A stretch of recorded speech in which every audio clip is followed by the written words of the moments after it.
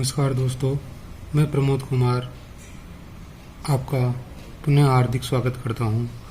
आज हमारा टॉपिक है गंगा नदी तंत्र। तो गंगा नदी तंत्र में आज हम गंगा नदी का उद्गम पढ़ेंगे।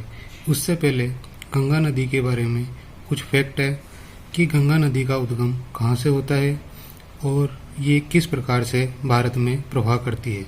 तो गंगा नदी दो नदियों की संयुक्त धारा है। ये भारत की सबसे लंबी नदी है, इसलिए इसे भारत का सबसे बड़ा अपवाह तंत्र भी कहा जाता है। इस नदी की कुल लंबाई 2525 किलोमीटर है।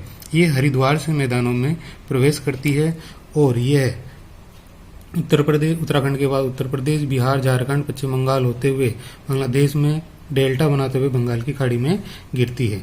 इसके बाद हम बात करते हैं कि गंगा नदी का उद्गम किस प्रकार से होता है। तो उत्तराखंड में एक जगह है गंगोत्री ग्लेशियर है, उत्तरकाशी उत्तराखंड। यहाँ से एक नदी का उद्गम होता है जिसको हम जानते हैं जाह्नवी नदी के नाम से। ये जाह्नवी नदी आगे जाकर गोमुख में मिलती है। आगे जाके कौन सी जगह मिलती है? गोमुख में मिलती है।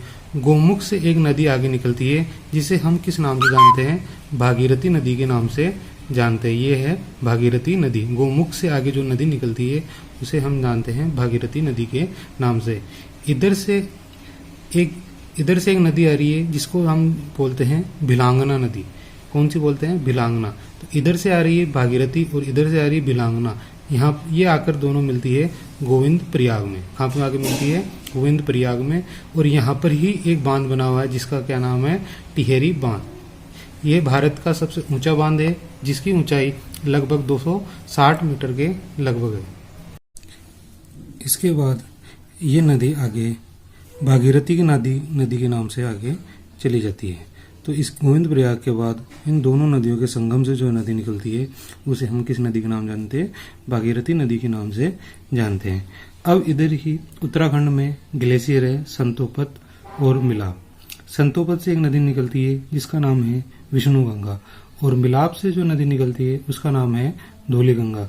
ये दोनों नदी जहाँ पर आकर मिलती है उसे हम विष्णु प्रयाग जोशीमठ के नाम से जानते हैं। इधर है अलकनंदा नदी आती है। ये यहाँ पे ही इसी नदी के पास में है बद्रीनाथ। और इधर है पिंडारी नदी आती है इधर से और ये आकर इस नदी में आकर मिलती है जिसे हम किस नाम से जानते हैं? कर्णप्रयाग के नाम से जानते हैं। और ये अलकनंदा नदी आकर यहाँ पर मिलती है, इसको हम अलकनंदा धारा के नाम से जानते हैं। इधर से मंदाकिनी नदी आती है जो केदारनाथ बसा हुआ है इसी के पास और ये आकर नदी में मिलती है। इसे हम रुद्रप्रयाग के नाम से जानते हैं। तो इस नदी को हम किस नाम से जानते हैं? अलकनंदा नदी के नाम से जानते हैं। तो ये अलकनंदा नदी आगे की ओर आएगी तो यहाँ पर आकर इधर से आ रही है भागीरथी नदी और इधर से आ रही है अलकनंदा नदी। तो दोनों नदी आकर जहाँ मिलती है उसे हम देवप्रयाग के नाम से जानते हैं और यहीं से गंगा नदी का उद्गम होता है। तो गंगा नदी दो नदियों की संयुक्त धारा है। भागीरथी नदी और अलकनंदा नदी दोनों नदियों की संयुक्त धारा को क्या कहते हैं? गंगा नदी कहते हैं। धन्यवाद दोस्तों।